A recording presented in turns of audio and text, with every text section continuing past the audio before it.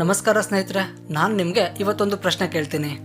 ನಾವೆಲ್ಲರೂ ಸಹ ಹಣವನ್ನು ಸಂಪಾದನೆ ಮಾಡಲು ಕೆಲಸವನ್ನ ಮಾಡ್ತೀರಿ, ಆದರೆ ನೀವು ಒಂದು ಸಲ ಆಲೋಚನೆ ಮಾಡಿದ್ದೀರಾ ಇದರಲ್ಲಿ ಕೆಲವರು ಮಾತ್ರ ಯಾಕೆ ಶ್ರೀಮಂತರ ಆಗ್ತಾರೆ ಅಂತ?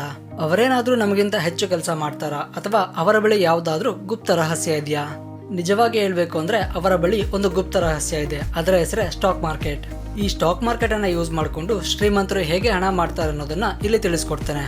ಮೊದಲನೆಯದು, ಹಣ ಕೆಲಸ ಮಾಡಬೇಕು. ನಮ್ಮಲ್ಲಿ ಬಹಳ ಜನ ಜೀವನ ಪೂರ್ತಿ ಹಣಕ್ಕೋಸ್ಕರನೇ ಕೆಲಸ ಮಾಡ್ತಿರ್ತಾರೆ.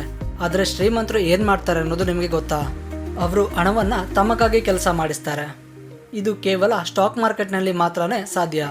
ನೀವು ಒಂದೊಳ್ಳೆ ಕಂಪನಿಯ ಶೇರನ್ನ ಖರೀದಿ ಮಾಡಿದ್ರಿ ಅಂತ ತಿಳ್ಕೊಳ್ಳಿ. ಆ ಕಂಪನಿ ಭವಿಷ್ಯದಲ್ಲಿ ಎಷ್ಟು ಬೆಳೆಯುತ್ತೋ ಅಷ್ಟು ನಿಮ್ಮ ಹಣ ಸಹ ಬೆಳೆಯುತ್ತೆ. ನೀವು ಕೆಲಸ ಮಾಡಬೇಕು ಅನ್ನೋ ಅವಶ್ಯಕತೆನೇ ಇರೋದಿಲ್ಲ, ನಿಮ್ಮ ಹಣ ಬೆಳಿತಾನೆ ಇರುತ್ತೆ. ಈ ಸ್ಟ್ರಾಟಜಿಯನ್ನ ಶ್ರೀಮಂತರು ಉಪಯೋಗಿಸ್ತಾರೆ. ಆದರೆ ನಮ್ಮ ಕೈಯಲ್ಲಿ ಏನಾದರೂ ಹಣ ಸಿಕ್ಕಿದ್ರೆ ಆ ಶ್ರೀಮಂತರು ಇನ್ವೆಸ್ಟ್ ಮಾಡಿರೋ ಕಂಪನಿಗಳ ಮೇಲೆ ಸ್ಪೆಂಡ್ ಮಾಡಿ ಹಣನೆಲ್ಲ ಉಡಾಯಿಸ್ಬಿಡ್ತೀವಿ. ಎರಡನೆಯದು, ಸಣ್ಣ ಹೂಡಿಕೆ ದೊಡ್ಡ ಸಂಪತ್ತು. ಈ ಸ್ಟಾಕ್ ಮಾರ್ಕೆಟ್ನ ದೊಡ್ಡ ವಿಶೇಷತೆ ಏನು ಅನ್ನೋದು ನಿಮಗೆ ಗೊತ್ತಾ? ನಾವು ಸಣ್ಣ ಮೊತ್ತದ ಹಣವನ್ನ ಇನ್ವೆಸ್ಟ್ ಮಾಡುವುದರ ಮೂಲಕ ದೊಡ್ಡ ಸಂಪತ್ತನ್ನ ನಿರ್ಮಾಣ ಮಾಡ್ಕೊಳ್ಳೋದಕ್ಕೆ ಇದೊಂದು ಒಳ್ಳೆಯ ಪ್ಲಾಟ್ಫಾರ್ಮ್ ಆಗಿದೆ. ಉದಾಹರಣೆಗೆ, ನೀವೇನಾದ್ರೂ ಪ್ರತಿ ತಿಂಗಳು 2,000 to 3,000 ಹೂಡಿಕೆ ಮಾಡಿದ್ರು ಅದರ ರಿಟರ್ನ್ಸ್ ಅನ್ನ ನೀವು ಇಮ್ಯಾಜಿನ್ ಸಹ ಮಾಡೋಕ್ಕಾಗೋದಿಲ್ಲ. ನಿಮ್ಮ ಇನ್ವೆಸ್ಟ್ಮೆಂಟ್ ಅಮೌಂಟ್ ಕೋಟಿಗಳಲ್ಲಿ ಬೆಳೆದಿರುತ್ತೆ. ಇದಕ್ಕೆ ಮುಖ್ಯ ಕಾರಣ ಕಾಂಪೌಂಡಿಂಗ್ ಪವರ್, ಅಂದ್ರೆ ಹಣದ ಮೇಲೆ ಹಣ ಬೆಳೆಯುತ್ತಾ ಹೋಗುತ್ತೆ. ಇದು ಸ್ಟಾಕ್ ಮಾರ್ಕೆಟ್ನ ಸಂಪತ್ತಿನ ಮಂತ್ರವಾಗಿದೆ. ಆದರೆ ನಮ್ಮಲ್ಲಿನ ಹಲವಾರು ಜನ ಅಲ್ಲಿಯವರೆಗೆ ನಾವು ಬದುಕಿರ್ತೀವೋ ಇಲ್ವೋ ಅಂತ ತಿಳ್ಕೊಂಡು ಇನ್ವೆಸ್ಟ್ ಸಹ ಮಾಡೋದಿಲ್ಲ. ಇದರಿಂದಾಗಿ ನಮ್ಮ ಲೈಫ್ ನಲ್ಲಿ ಆಗ್ಬೇಕಿರುವಂತಹ ಕಾಂಪೌಂಡಿಂಗ್ ಅನ್ನೋ ಮ್ಯಾಜಿಕ್ ಆಗೋದಿಲ್ಲ. ಆದರೆ ಶ್ರೀಮಂತರು ಇನ್ವೆಸ್ಟ್ಮೆಂಟ್ ಮಾಡಿ ಪೇಷನ್ಸ್ ಇಂದ ವೇಟ್ ಮಾಡ್ತಿರ್ತಾರೆ. ಮೂರನೆಯದು, ಇನ್ಫ್ಲೇಷನ್ ಅನ್ನ ಸೋಲಿಸುವ ಮಾರ್ಗ. ಇನ್ಫ್ಲೇಷನ್ ಅಂದ್ರೆ ಹಣದುಬ್ಬರ ಅನ್ನೋದು ಇದೊಂದು ಗ್ಲೋಬಲ್ ಸಮಸ್ಯೆಯಾಗಿದೆ. ಇನ್ಫ್ಲೇಷನ್ ಅನ್ನ ಇನ್ನೂ ಸುಲಭವಾಗಿ ಎಕ್ಸ್ಪ್ಲೇನ್ ಮಾಡಬೇಕು ಅಂದ್ರೆ, ನೀವೇನಾದ್ರೂ ಇವತ್ತು ಒಂದು ವಸ್ತುವನ್ನ ₹100 ಕೊಟ್ಟು ಖರೀದಿ ಮಾಡ್ತಿದ್ರ ಅಂತ ತಿಳ್ಕೊಳ್ಳಿ. ಆದ್ರೆ ಅದೇ ವಸ್ತು 10 ವರ್ಷಗಳ ನಂತರ ನಾವು ₹100ಗೆ ಖರೀದಿ ಮಾಡೋದಕ್ಕಾಗೋದಿಲ್ಲ. ಇದರ ಅರ್ಥ ವಸ್ತು ತನ್ನ ಬೆಲೆಯನ್ನ ಹೆಚ್ಚಿಸ್ಕೊಳ್ತಿದೆ ಅಂತ ಅರ್ಥ ಅಲ್ಲ, ಹಣ ತನ್ನ ಮೌಲ್ಯವನ್ನ ಕಳ್ಕೊಳ್ತಿದೆ ಅಂತ ಅರ್ಥ.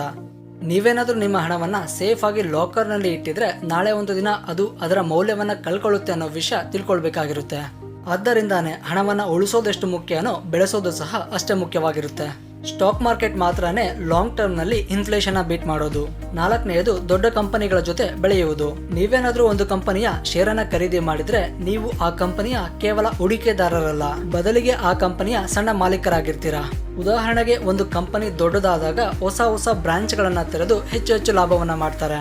ಆ ಲಾಭದ ಭಾಗ ನಮಗೂ ಸಹ ಸಿಗುತ್ತೆ. ಇದರಿಂದಲೇ ಶ್ರೀಮಂತರು ಇನ್ನೂ ಹೆಚ್ಚು ಶ್ರೀಮಂತರಾಗ್ತಿರ್ತಾರೆ.